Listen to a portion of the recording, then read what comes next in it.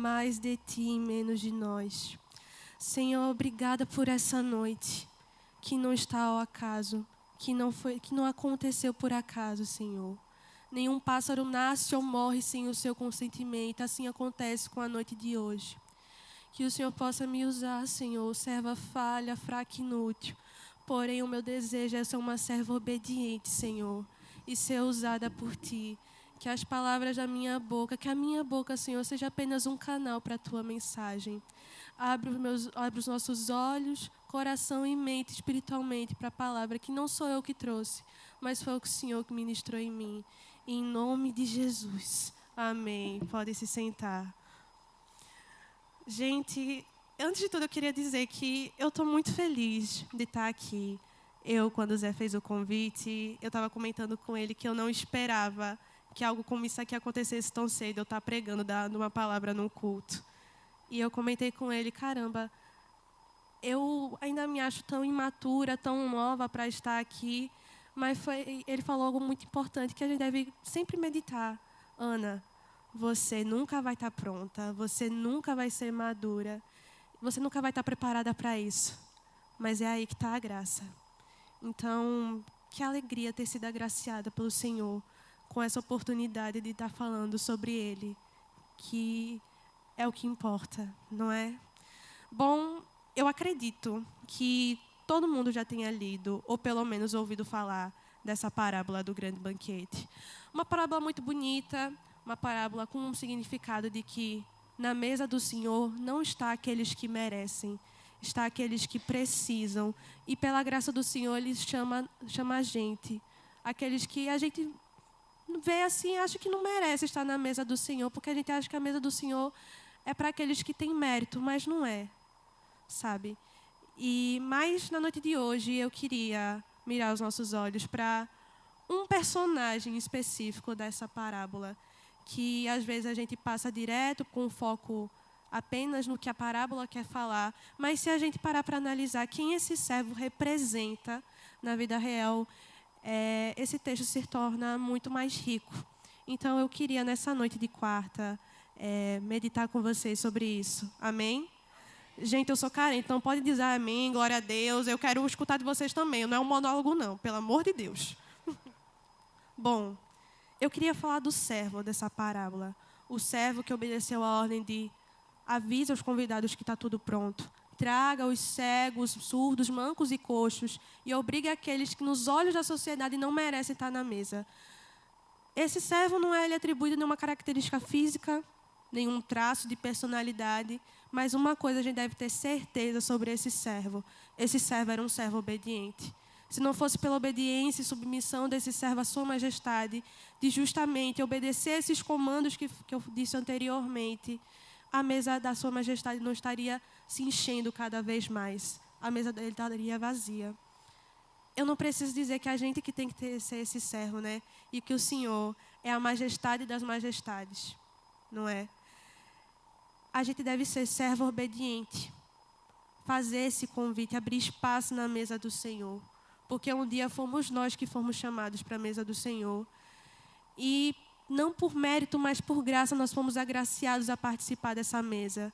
Uma coisa que Zé de Paula sempre fala quando ele está no momento de Eucaristia é que essa mesa não é a mesa da igreja episcopal, mas é a mesa do Senhor. E essa mesa não é para aqueles que dizem merecer, é a mesa daqueles que aceitam o convite. Mas para eles aceitarem o convite, é necessário esse convite ser feito, não é verdade? Então, que a gente possa ser esse servo obediente, esse servo fiel, de quando o Senhor mandar a gente, avise aos convidados que tudo está pronto, mesmo que alguns falam, não posso ir, me casei, comprei um campo, comprei juntas de boi, que a gente também possa ser servo obediente para ir e trazer aqueles que são impossibilitados de ir, seja por uma questão física, por uma questão financeira, que a gente possa ser servo fiel e ir e trazer eles à mesa do Senhor, e também ser servo fiel e fazer o convite também para aqueles que às vezes a gente julga não merecer da mesa do Senhor. Ele já fez besteira demais, não é necessário eu chamar ele, é melhor ele estar ali no canto dele e eu estar aqui no meu cantinho certinho. É melhor assim? Não é melhor assim. Não é por mérito, mais uma vez, não é por mérito que a mesa do Senhor é ocupada. É pela graça e por aqueles que realmente precisam da mesa do Senhor. Tem uma passagem em Êxodo 12, 4, que é no contexto da Páscoa, da primeira Páscoa que ia acontecer. E tem aquelas comandos que Moisés e Arão dão para o povo de Israel, dizendo: pegue um cordeiro perfeito sem mancha, coma pão sem fermento. A gente sabe que o cordeiro perfeito sem mancha está representando Cristo. Pinte as portas da sua casa com o sangue do cordeiro, para que o anjo da morte passe e saiba a quem essa casa pertence. Mas tem uma ordem que eu também muitas vezes já passei por esse texto e não tinha parado para perceber. Quando o Espírito Santo ministra, é algo diferente, né, Zé, na leitura. E quando o Espírito Santo ministrou em mim nessa passagem, eu pensei, caramba, a Bíblia ela não é escrita por acaso. Nenhuma palavra desse livro é inútil. É rotineira, apenas por ler. Ela vai ter um significado. Você pode ler ela 1, 2, 3, 50 vezes. Mas no dia que o Espírito Santo tocar nessa passagem de novo, na vez 51, ele vai tocar em você e você vai ter uma visão diferente daquela passagem. E uma das ordens que é dada ao povo de Israel durante o período de Páscoa é que, se uma família ela for pequena demais para um cordeiro, que ela convide a família vizinha para participar da mesa. A nossa igreja está crescendo e glória a Deus por isso. Eu não estava aqui no início, quando tudo começou, mas eu cheguei quando o templo ainda era ali. E ver o que Deus tem feito na nossa comunidade é algo lindo e glória a Deus por isso. Mas vocês não concordam comigo que a família está pequena demais para o cordeiro? A gente precisa ser servo fiel e fazer o convite. Abrir espaço na mesa. E não fazer como os fariseus no contexto que Jesus conta essa parábola. Jesus está contando essa parábola na casa do fariseu, em um grande banquete. E eles se aproximam, procuram os melhores lugares. E depois de vou até abrir aqui, que acabou fechando aqui sem querer.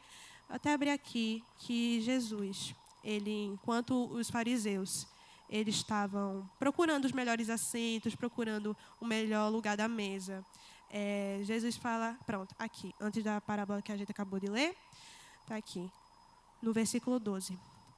Então, Jesus disse ao que tinha convidado: quando você der um banquete ou um jantar, não convide seus amigos, irmãos ou parentes, nem seus vizinhos ricos. Se o fizer, eles poderão também, por sua vez, convidá-lo, e assim você será compensado.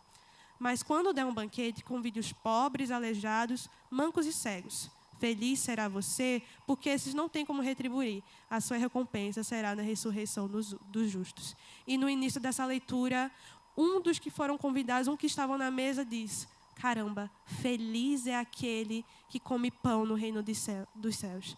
E eu parando para pensar, caramba, gente, como é que será o cardápio do reino dos céus? Deve ter tanta coisa boa que nem um dos restaurantes mais chiques e renomados aqui na Terra pode propor. Mas ai daquele que acha que essa pessoa que é feliz comendo o pão dos céus é aquela que se diz merecer. Porque, mais uma vez, a mesa do Senhor não é para aqueles que merecem, é para aqueles que precisam. E nós precisamos ser servos fiéis para fazer o convite para essas pessoas e abrir espaço na mesa do Senhor. Mas o que é que seria abrir esse espaço? Como é que eu faço isso? E eu queria trazer 3 pontos que o Senhor tem ministrado em mim para justamente isso, abrir espaço na mesa e fazer o convite dessa majestade para o grande banquete. Primeiramente, fazer o convite e abrir espaço na mesa, muitas vezes, vai ser abrir mão de uma religiosidade, de uma tradição, às vezes de uma liturgia. E aqui eu não estou desprezando isso, porque eu sei que quando a gente faz essas ações litúrgicas, essa tradição, não é mero teatro, tem um significado. A entrada dos ministros, pastores e acólitos tem um significado. As cores litúrgicas, como agora, por exemplo, o roxo, ele tem um significado. Mas será que elas são tão importantes quanto aquilo que elas estão representando e fazendo jus, que é a vida? Voltando para o contexto da parábola, na frente da casa do fariseu tinha um homem deitado no chão, agoniado de dor. E os fariseus, eles passam direto para entrar na casa do fariseu. Porque era sábado. E pela lei, no sábado é o dia do descanso. Então, não tinha para que eu mover um músculo. Essa era a desculpa. Mas, graças a Deus, Jesus, ele não veio apenas para cumprir a lei, mas ele veio fazer jus àquilo que a lei, pelo menos, deveria valorizar, que é a vida. A vida daquele homem não estava sendo valorizada naquele chão. E o Senhor Jesus tomou ele pela mão e o curou, porque ele valorizava a vida, que é o que a lei deve fazer jus. E isso, enquanto eu estava escrevendo, me lembrou de um vídeo que eu não sei se repercutiu nas redes sociais de vocês. Repercutiu na minha há uns meses atrás. E foi algo que me tocou muito. Estava num processo de uma missa, numa igreja, acho que era de Santa Catarina, a igreja. O padre estava no momento de Eucaristia. Olha que curioso. O momento que está representando a mesa do Senhor. Estava no momento de Eucaristia. Ele estava até com a hóstia na mão. E eis que no momento sobe um senhor de idade já, aos prantos, chorando, agoniado, porque tinha acabado de perder o neto. E o padre poderia muito bem ter seguido a liturgia, ter seguido a tradição, e só pedir para alguém descer o homem lá, que depois falava com ele, mas não. Ele descansa a hóstia e vai abraçar o Senhor. Às vezes, abrir espaço na mesa, às vezes, fazer esse convite, é se sensibilizar com a dor do irmão, porque nós somos corpo, nós somos muitos, mas somos um só corpo. E o corpo, ele se sensibiliza com o corpo, assim como o nosso corpo se sensibiliza com ele mesmo. Quando a gente leva um corte ou começa a sangrar, o cérebro envia uma mensagem para nós: opa, tem alguma coisa errada. Aí a gente começa a sentir dor. Aí no sistema circulatório, todo mundo aqui estudou biologia, pelo amor de Deus, gente. Que eu não fale grego aqui agora. Aí o sistema circulatório envia as plaquetas, que são o nosso curativo biológico, para fazer a cicatriz. Porque o corpo, ele se sensibiliza com o corpo. Assim deve ser o corpo de Cristo. Se o corpo de Cristo não se sensibiliza com o corpo de Cristo, nós somos corpo morto. E a gente sabe que a tumba está vazia. A gente sabe que o nosso Deus não sofreu decomposição. A gente sabe que o nosso Deus não é Deus de mortos, mas sim de vivos. Então, que sentido teria se um Deus que fez um vale de ossos secos voltar à vida, habitar num corpo que não se sensibiliza por Ele mesmo? Não é verdade? Amém? Amém. Obrigada. Eu pensei que eu ia falar aqui e só silêncio. Glória a Deus. Enfim, vamos continuar. Abrir espaço na mesa também vai ser sobre perdoar e convidar aqueles que, aos nossos olhos cegos da amargura, do ódio, do ressentimento, não vão merecer estar na mesa. Para a gente, né? Na nossa visão. Tem uma passagem em Marcos 7, do 24 ao 30, que uma mulher estrangeira, ela está jogada aos pés de Jesus e está suplicando para que ele cure a filha dela, que estava endemoniada. E aí Jesus olha assim para a mulher e fala: não é melhor primeiro deixar as crianças comerem, não, do que os cães? Porque naquela época, se você fosse estrangeiro, você era tratado que nem bicho, você era desprezado. Aí Jesus olha para ela e fala assim: não é melhor, não é mais correto as crianças comerem primeiro ao invés dos cachorros? Aí a mulher olha para ele e fala: é verdade, Senhor, mas os cães também podem comer das migalhas que caem na mesa. A mesa não é para quem merece, a mesa é para quem precisa. Porque eu posso estar aqui em cima pregando, mas eu não mereço estar aqui. Assim como todo mundo aqui, ninguém merecia estar aqui. Porque a gente é pecador, a gente é falha, a gente é imundo, a gente falha com o nosso Senhor todos os dias. A gente fazia coisas que o Senhor, Ele sempre olhava. Gente, o Senhor é um Deus onipotente, Ele viu tudo que você fez, desde a sua nascença até hoje. Até o dia que você morrer, Ele vai estar lá olhando para você. Mas o Senhor é um Senhor tão bom que mesmo na sua incredulidade, você na sua arrogância, você na sua essência pecaminosa, que merecia a parte mais ardente do inferno, Ele é um Senhor tão bom, um Senhor tão fiel a você, que Ele lhe enviou um servo fiel para cumprir a mensagem, para te convidar para a mesa, para abrir espaço na mesa para você. Ele enviou um servo fiel que falou: ei, deixa eu te apresentar uma mesa, que com a água dela você não terá mais sede, e com o pão dela você não vai ter mais fome. E Ele não te ofereceu isso não porque você merece. Ai de você se você acha que merece a mesa do Senhor. Mas porque você precisa.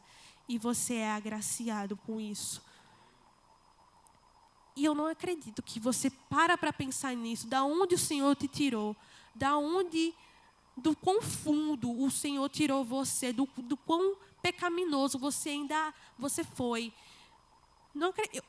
Eu fico chocada se você pensa assim e pensa: tá bom, tudo bem, pegar o convite que fizeram para mim, vou guardar na gavetinha, tudo bem, eu vou continuar vivendo a minha vida. Agora eu sou crente, agora eu vou para o culto todo dia de quarta, todo dia de domingo, vou para a vigília, tudo bem, acabou. Não! A grande comissão não é essa. Esse convite não pode ser guardado na gavetinha, esse convite tem que ser passado. É um ciclo, porque da mesma forma que você foi chamado, a pessoa que te chamou também foi chamada. O servo que fez o convite para você também recebeu o convite. É um processo cíclico, o evangelho não pode parar em você, porque o evangelho não é sobre você. A mensagem que é dada não é sobre você, não é o seu testemunho, embora você possa usar isso como um evangelismo, dar um testemunho. Mas não é sobre você o evangelho, não é sobre você a graça de Cristo. É sobre o que Cristo fez no Calvário. E agora você pode se achegar à mesa porque você é filho, você foi adotado. E muito mais que filho, você também é servo, mas glória a Deus pelo servo que a gente serve. Porque é um servo que, além de nos chamar de servo, nos chama de amigo, nos chama de filho. Pelo amor de Deus, sejam esse servo obediente. Abrir espaço na mesa também é sobre você abrir a sua boca. É sobre você falar, fazer esse convite. Quando o servo foi lá e chamou os convidados, ele não fez libras. Ele falou, a mesa está pronta, pode vir. Você tem que falar, abrir a sua boca. A grande comissão é ir e pregar o evangelho a toda criatura. Não é ir e quando você se converter, você senta no seu banquinho, como vocês estão fazendo agora, assiste o culto, glória a Deus, aleluia. Termina o culto, Eucaristia, vou para casa, leio a minha Bíblia e por aí acabou. Não, a grande comissão não é essa. A grande comissão é você pegar esse convite e ir passando. É algo cíclico, é algo que vai passando. Da mesma forma que convidaram você, você também precisa convidar. Mas eu sou tímido, eu sou tímida. Mas eu tenho vergonha de falar do evangelho na escola, de falar do evangelho no meu trabalho. Mas é isso, eu tenho medo do que podem falar de mim, eu tenho medo de zombarem. Gente, a tua dignidade não é tão importante assim. A tua dignidade não é tão importante assim. Não é. Não é, não é, não é. Os apóstolos, eles passaram por coisa pior do que isso que você está tendo medo. Foram torturados, mortos de maneiras abaláveis. E você está com medo de ser zoado? Pelo amor de Deus. Você tem que abrir a sua boca, você tem que falar, abrir espaço na mesa. Ser esse servo fiel. Fale. Pelo amor de Deus. A sua dignidade não pode ser mais importante do que uma vida que pode ser salva. Eu sou testemunho disso, porque eu fui evangelizada por 2 amigos meus. E o que seria de mim se eles não tivessem me evangelizado? Eu não estaria aqui, vivendo o propósito do Senhor na minha vida. Talvez eu não estaria nem nesse estado, Zé, para você ter noção, que eu não morava aqui. Ou se eu estivesse aqui, eu não estaria onde eu deveria estar. Eu poderia até estar morando aqui, mas eu não estaria fazendo parte dessa mesa. Aí eu penso, caramba, imagina se esses meus amigos não tivessem falado do evangelho para mim. O que é que eu estaria vivendo agora? O que é que eu estaria fazendo para tentar preencher aquilo que só Deus pode preencher na minha vida?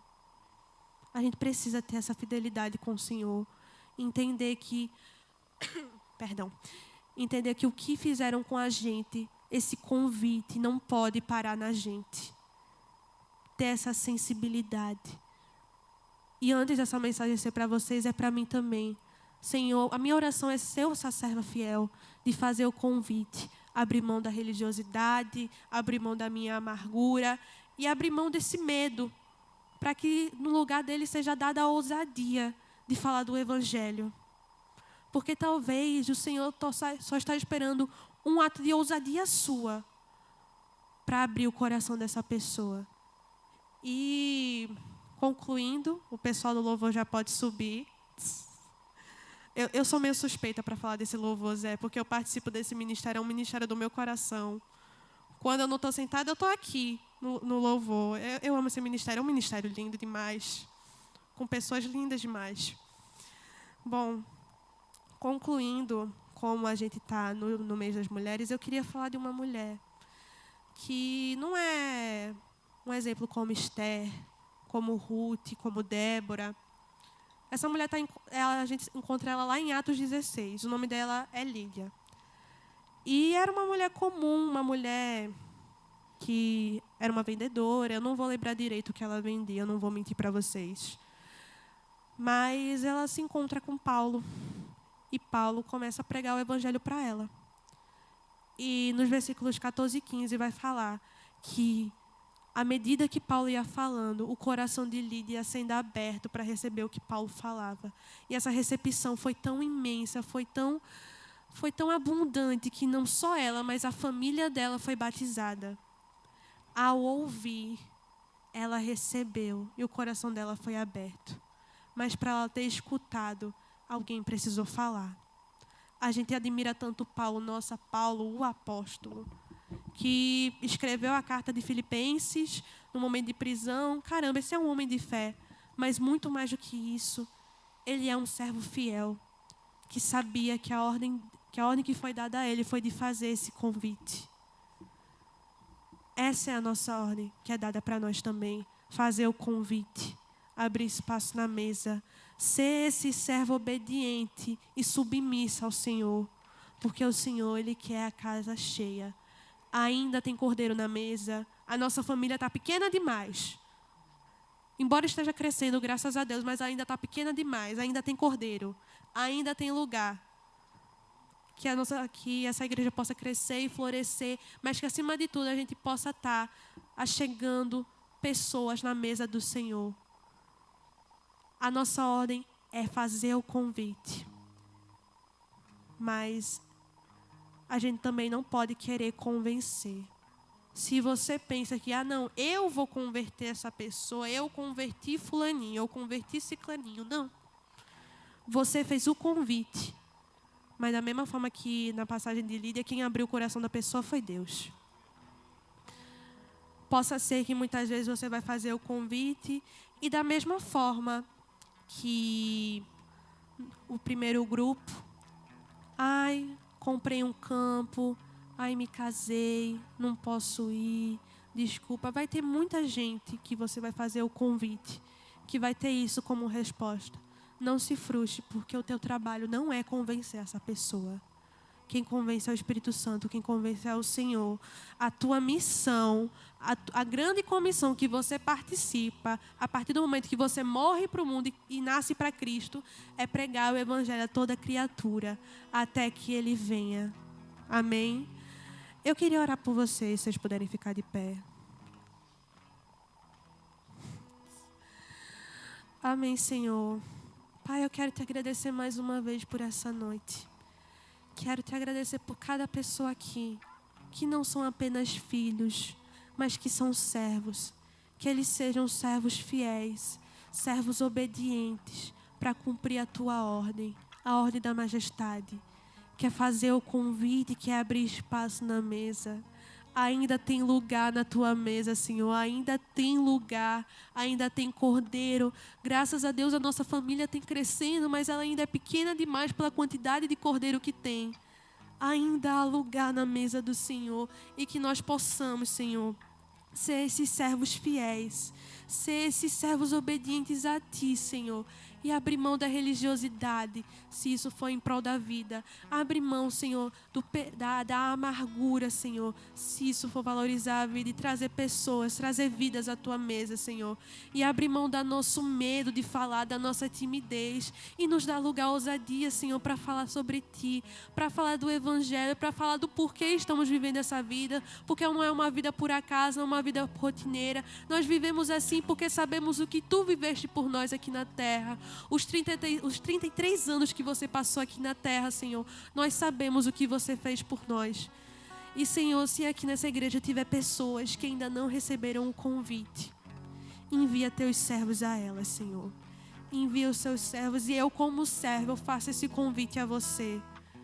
Você é bem-vindo na mesa do Senhor, independente de quem você seja, independente de onde você esteja, você é bem-vindo. Você só tem que pegar a sua cruz e seguir Ele. Abrir mão do que o mundo pode lhe oferecer, que pode até parecer sedutor, mas não é nada comparável que a mesa do Senhor pode lhe oferecer. Nos dá obediência, Senhor, nos dá obediência e temor para obedecer e para fazer parte dessa grande comissão, Pai, que é ir de pregar o Evangelho a toda criatura, Senhor, e que a gente possa ser apenas um canal de mensagem, Senhor. Tira da nossa cabeça que a gente convence, Senhor, a gente não convence nada.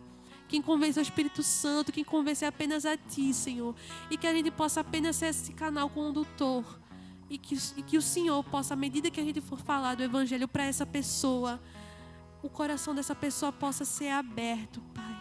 É isso que eu te oro e te agradeço nessa noite, em nome do Teu Filho Jesus. Amém. Deus abençoe vocês.